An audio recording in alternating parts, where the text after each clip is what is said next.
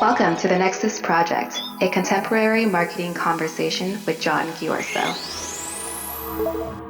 Welcome, everybody, to another episode of the Nexus Project. I'm your host, John Ghiorso, and on today's episode, I have Michael Litman.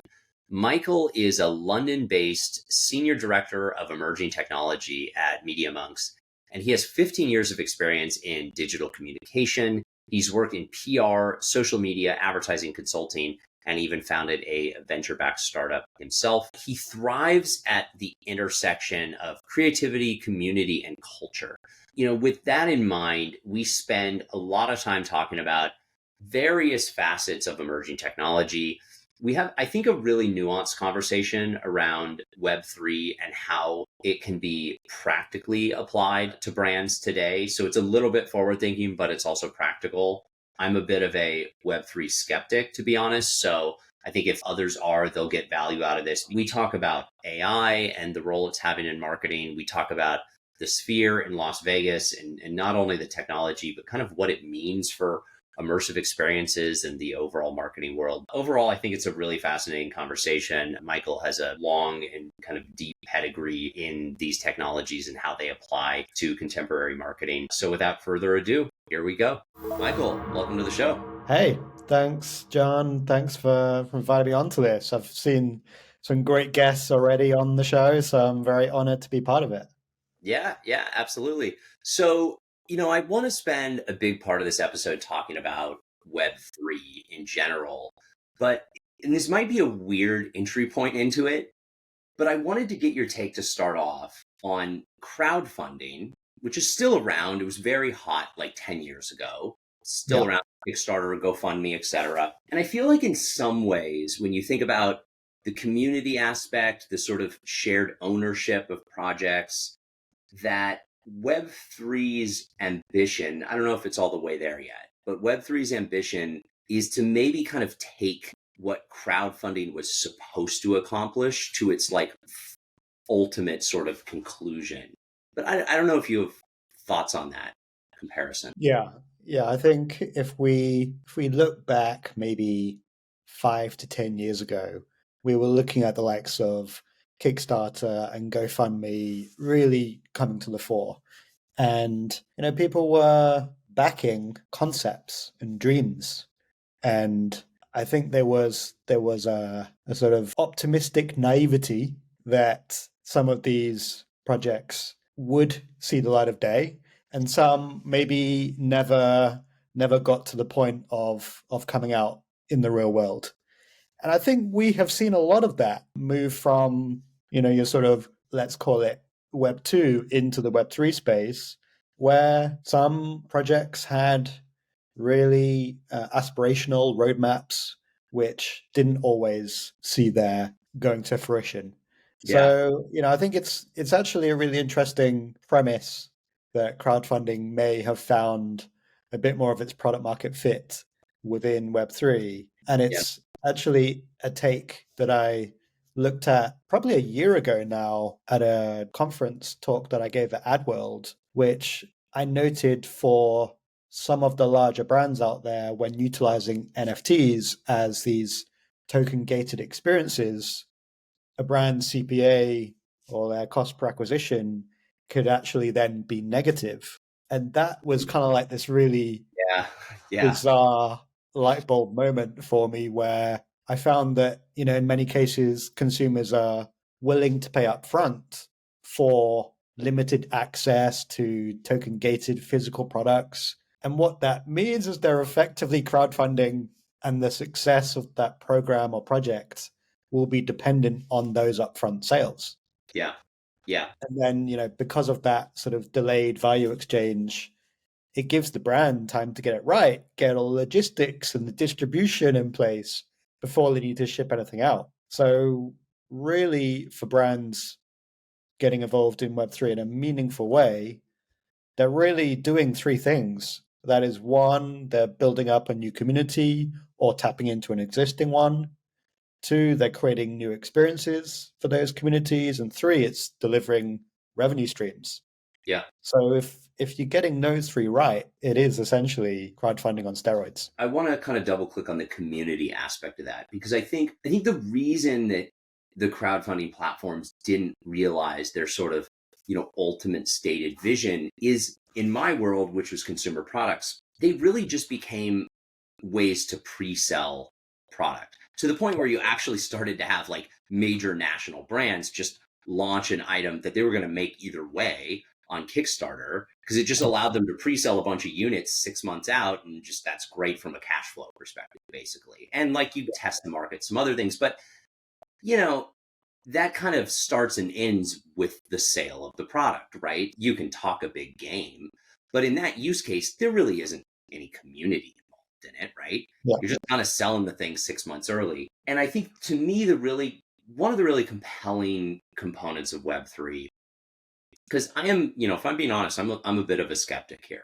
But one of the things I keep coming back to when I dive into this is I really do believe in the power of communities. And I think when you fundamentally kind of strip back humans to their core, we are social creatures. Communities have been the centerpiece of basically our lives for the last 100,000 years. And I do think the ability for Web3 to sort of, from an actual fundamental technology standpoint, to better integrate that into effectively commerce is super interesting. So to maybe take that comparison a step further, like, how do you see community playing a role in Web3? And how does actual blockchain technology enable things in community building that previous technologies haven't? There's a lot to unpack there. Yeah. So I'm gonna take this a little bit, bite size. So if we think of why community is so much more integral to effectively commerce now, I always look at how brands, and we'll talk about this a little bit later about like sort of cultural relevancy as well. But I see brands at this sort of intersection between creativity, culture, community, and commerce. So they're sort of like really the four C's. Okay. And what I think is really interesting about how, if we think of even one of the biggest use cases that has kept driving forwards with Web3 and brands, is actually kind of more on the loyalty side of things. That is essentially creating these community driven programs that actually do deliver business value and benefit.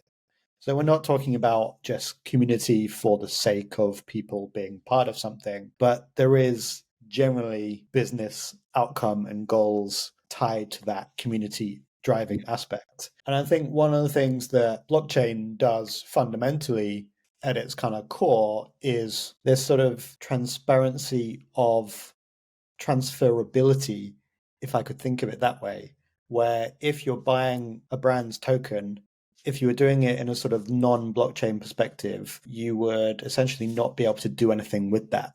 You would buy into it, you would maybe have a loyalty card to that retailer, but then that's sort of it. You might get points, you might get benefits. Let's say the American Express Rewards program.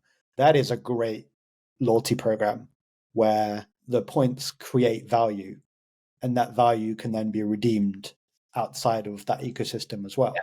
That's probably one of the few non-blockchain loyalty programs that actually has kind of like broader, could you say, loyalty outside of just Amex.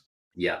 Yeah. And I think what blockchain does, in my opinion, is it sort of takes that on many steps and provides this sort of level playing field for brands, but where you can then have kind of resell value and tradability and transferability, which is what I see Starbucks is doing with their loyalty program on the blockchain. They're doing that where you can actually like get incentivized for action and then sort of trade those for different benefits and perks. So I think there's some really interesting nuances. It's quite technical. It's quite hard to maybe, double click into very quickly. But I think blockchain is going to not be seen as this speculative hype cycle thing. It's going to be like the sort of pipes and underpinning of the sort of next generation of not just commerce, but community. And also, I think that in time, many brands out there will have their own token that then has value associated to it, etc. Yeah, so no, that was a really good summary, and maybe to restate it back to you a little bit to make sure we're on the same page here. But when I think of loyalty and community, I think are both important concepts, and they're very related. But to me, they're distinct in that loyalty is a relationship between the brand and the consumer, and I think right now that tends to be a one-way path, right? It's consumer does a thing, they're incentivized. Consumer does a thing, they're incentivized, and certainly you can do that without blockchain technology, at least that kind of use case, any hotel or airlines, whatever, they all have versions of this. The community part, but I think that becomes more robust with Web3 because it becomes kind of a two-way relationship potentially, where the consumer's actually then to a degree buying in and there's like transfer back and forth.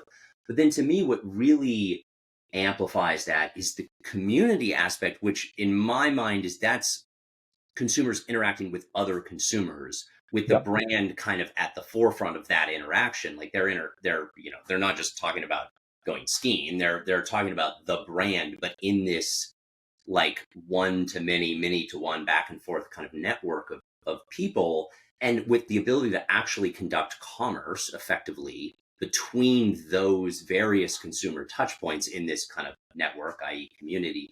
That's the thing to me that that's why I said that's the thing I always come back to, that you just fundamentally cannot do without blockchain technology. Because what you're literally talking about is like a group of people would meet up and like trade loyalty cards, and then they wouldn't work because it's like under the wrong name. And like, it just doesn't, it just wouldn't work. But so am I on the right path here? Because to me, that's the thing that is the most exciting in everything you said. But so if we think of assets that can be freely tradable outside of the blockchain, and if we think of that from let's say, ticketing or airline travel, that is happening now where you could, in theory, in time, be able to either trade your concert ticket or your airline ticket that maybe you're not able to travel on anymore. That is a fairly novel concept right now, to be able to imagine selling a gig ticket. You do that on Ticketmaster or any other places that you can sell tickets on. I think there's something interesting in removing the sort of negative aspects of that. So that could be the ticket touts. For example, we've seen Taylor Swift and her big concert gigs where tickets now go for 10 times the price. Can that be eradicated, reduced, improved with sort of verification and proof of ownership? I think so. Yeah. But we're just not really there yet in terms of comfort levels. And, there are a lot of people that make money out of resale of tickets, and that they would be eradicated too. Yeah. So I think there's a lot of really interesting use cases that are still to bubble up in terms of consciousness, but also practical use cases and utility. Yeah. That's cool. That makes sense. So we're going to take a hard pivot into I guess a new experience is how I'm going to say this. I think something that everyone knows about at this point, but the Las Vegas Sphere. Yeah. I don't even really know how to describe this, which is why I'm struggling to categorize it. It's a stadium in a way. I think everyone's seen pictures if they haven't been there themselves. But what are your thoughts on this? I mean, it's this incredible piece of technology in and of itself, but yeah, I've got to think there's more meaning behind this in terms of where the world is headed. And, this isn't going to be the only use case of this technology, right? No. What does it mean? Where's it all going? It's kind of endlessly fascinating to me. Yeah. So to start with, I actually love what the Sphere is doing. It's kind of created the world's biggest LCD screen and made it a destination and an experience and a compelling advertising placement. Yeah. In an isolated example, it's making advertising more talkable, more shareable, more immersive, and kind of, to me, more of a moment where being on the Sphere for a brand now is a thing. Yeah. And I'm kind of disappointed that we weren't able to bring over the Sphere to London, because that was talked about. But I'm sure they will be popping over all over the world now, where there'll be spheres everywhere. Yeah. But we've seen, how much of a spectacle that is in LA.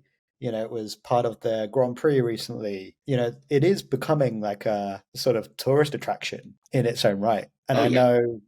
I know, for example, inside the Sphere, U2 spent 18 months creating this custom experience to go with their residency inside the Sphere, which has now been extended due to kind of sellout and demand. So it's almost like it's a sensory experiential destination, both internally and externally. And we've actually had great success recently showcasing the NFL Sunday Ticket on YouTube, where, as a client of ours, we developed this full CGI pipeline to handle the projects that needed to create this kind of like glass dome look.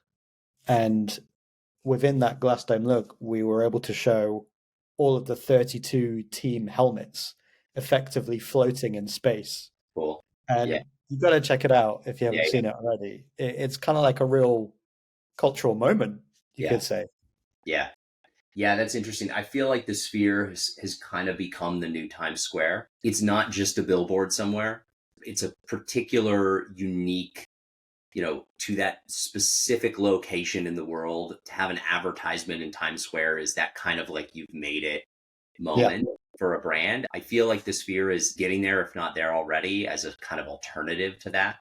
And then on the inside, I heard someone else describe it this way, that it's basically like a community VR experience without goggles. I'm a fan of VR, so I can get a little bit like nerdy about this, but I always think it's an interesting thing for someone to try VR that hasn't tried it before, because there's always kind of this like, whoa moment. What I've heard from people who've been there is it's a very similar kind of experience, where they're just fundamentally experiencing something that they've never seen before, which is the most realistic 3D representation of a different place that has ever happened to them, unless they've used really high-end VR. That is kind of the pinnacle of that experience, at least thus far in what we've been able to create with technology. But I think there's the fundamental kind of technology there allows for these novel experiences and brand activations and other things that in some ways, I feel like we're probably just scratching the surface of, because it's only been out for a couple months, but yeah. Yeah, but I think it does, timing wise, it does herald in this new sort of immersive experience time, where I think next year we're going to see the Apple Vision Pro, Yep. and that's going to be a whole new immersive experience. But you're going to need the headset for that. Yeah. Same with Meta and many others that are really excelling in the space. Yeah. But the Sphere is sort of like an immersive sensory experience without the headset, like you say. So Yeah. I think Yeah, and you don't have to drop $4,000 on a headset Apple will do just fine. They're gonna have a line out the door, and early adopters, I think, are gonna be, frothing to get one. But your aunt in Minnesota is not gonna buy one. She very well will go to the Sphere for $50, especially during the day, to see the Darren Aronofsky film. Next time she goes to Vegas, she will do that, and she will have this experience that she's never had before. And I think I wonder in some ways if the Sphere itself will mainstream VR. I never thought about that until you just kind of made that connection. That's an interesting, that it just sort of mainstreams this idea of 3D experience in general, along with obviously the progression in the headsets with the various things.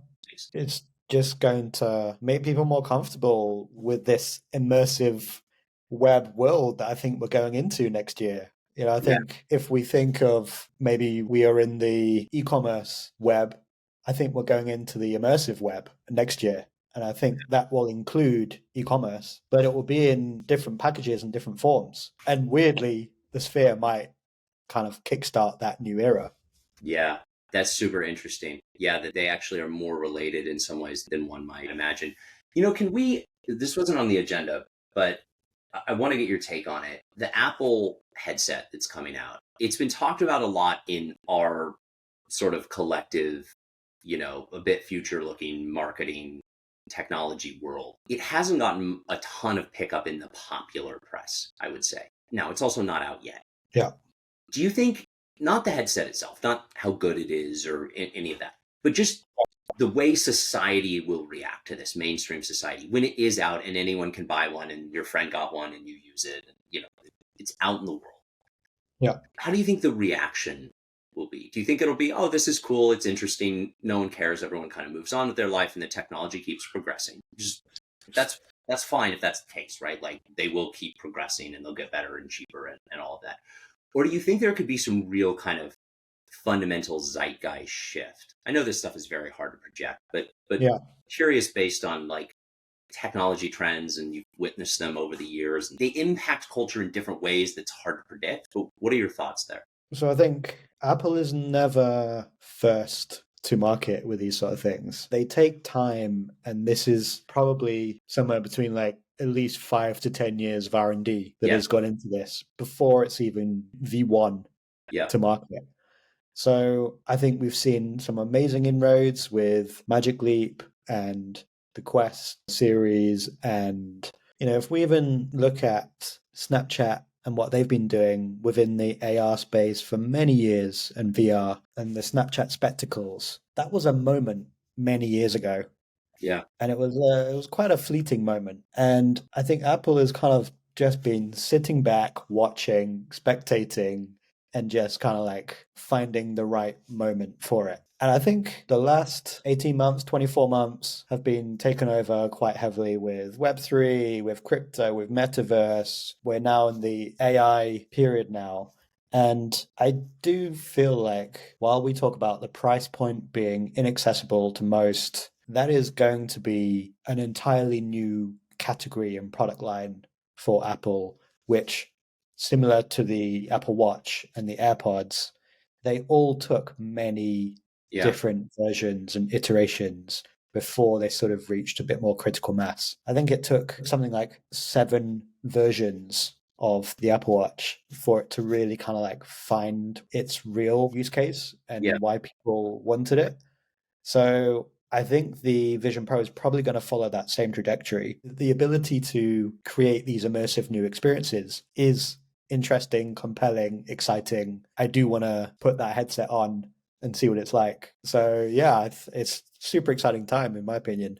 Yeah, same. Okay, that's great. Do we want to get into a couple rapid fire questions here, Michael? Absolutely. Go for it. Okay, cool.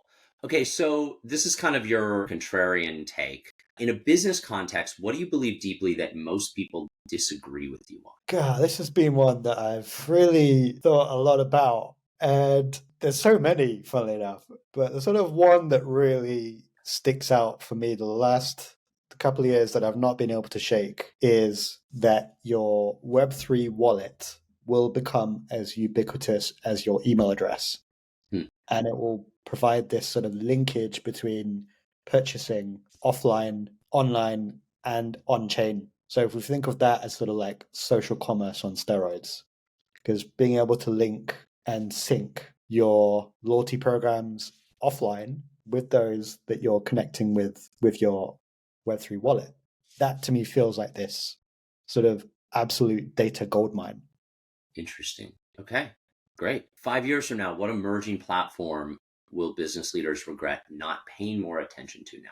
I mean, this probably comes as a little surprise at the moment, but it's going to be around AI. And the AI maturity that brands are experiencing now is sort of this, it's this new digital transformation benchmark, one that brands must start working towards now because, this AI revolution that we're right at the forefront of as the Adweek AI Agency of the Year, no less. Yeah. It's going to force brands' hands, just like the transition to web and to mobile. But to me, this actually feels even bigger.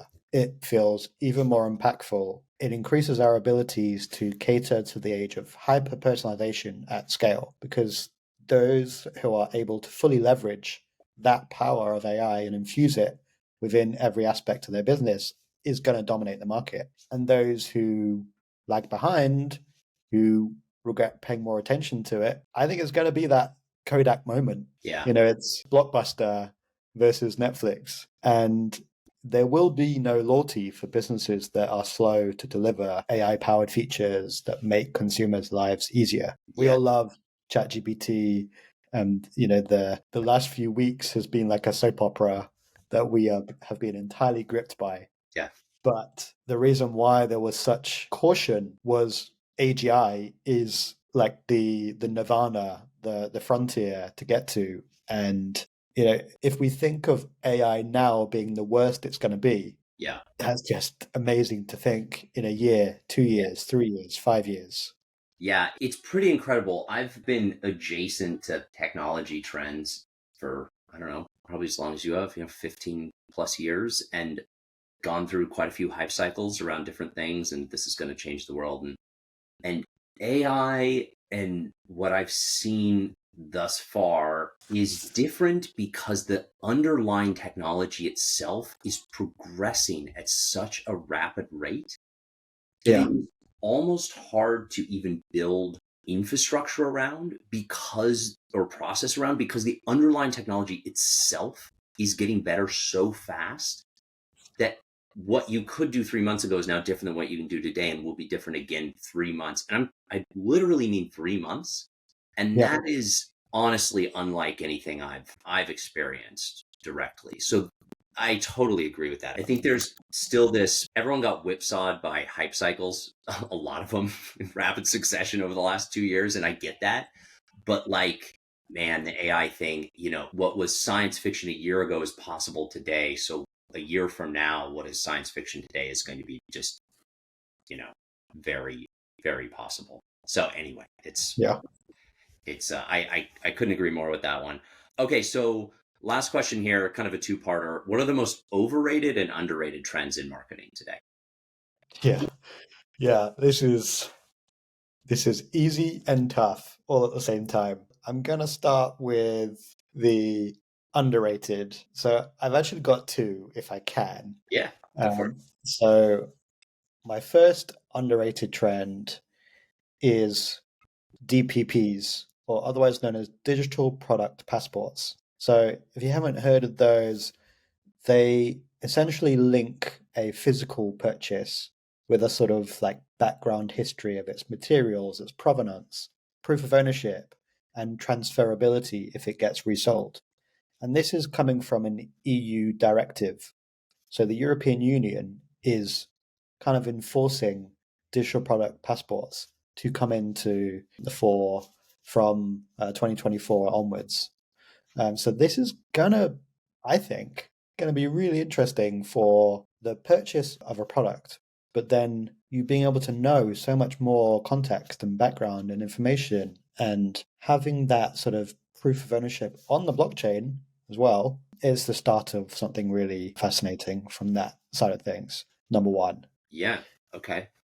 The point two, similar but tangentially on that, is the tokenization of very high value collectibles. So if you think of everything from automotive to luxury fashion to CPG to collectibles like whiskey and trading cards, these are all like really expensive physical consumer goods that I think should come with a digital twin for every single one of them. And then let's say you have a super rare car that you don't take out much, but you might want to have that proof of ownership digitally and then be able to transfer the ownership of that car through your essential digital twin. That for me is fascinating. Tokenization of wine and whiskey and all this sort of thing.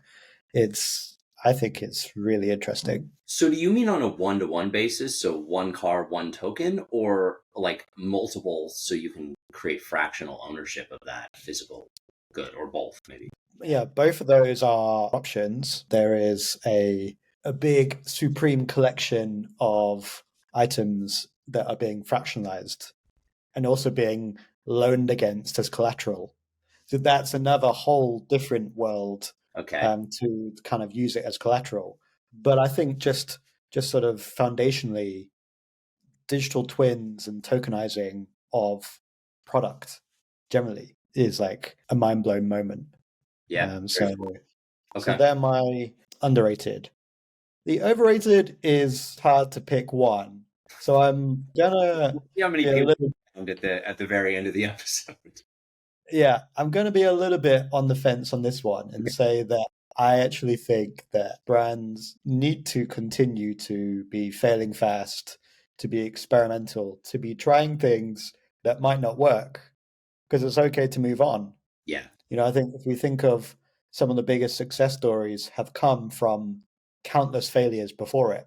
yeah, So if you look at the likes of Bezos and Branson, they have made countless businesses which have failed, but have gone on to be huge successes, maybe from the learnings of those. So actually, I don't want to give an overrated trend because I think there is many learnings to be had in failing, typically, but also trends are called trends for the reason that they are kind of cyclical and change and move with the markets. So I think the time is now for brands to be yeah, experimenting, getting into all of this. And, I want to end on maybe a positive and optimistic note. yeah. Well, maybe here's the overrated. Being overly conservative in business is the overrated trend, Yeah. right? And I do, in fairness, we are in a year where a lot of experimentation has been pulled back on, a lot of things have been cut. There is a lot of just market driven conservatism. And maybe that's fair to a degree, but I completely agree with what you're saying. I mean, if you're not taking some risks and trying stuff, that is where the big breakthroughs in innovation are born. So totally agree with that. Well, Michael, I think that's a great note to end on. Thanks for being on. No, thanks a lot, John. Appreciate it. Thanks for listening to this episode of the Nexus Project. If we referenced anything in terms of links, etc., they should be in the show notes. Make sure to subscribe so you get all the episodes in your feed. And if you wouldn't mind leaving us a rating or review, that would be super helpful. Last but not least, share this with a friend or a colleague that you think might get value out of it. And I will see you on the next episode.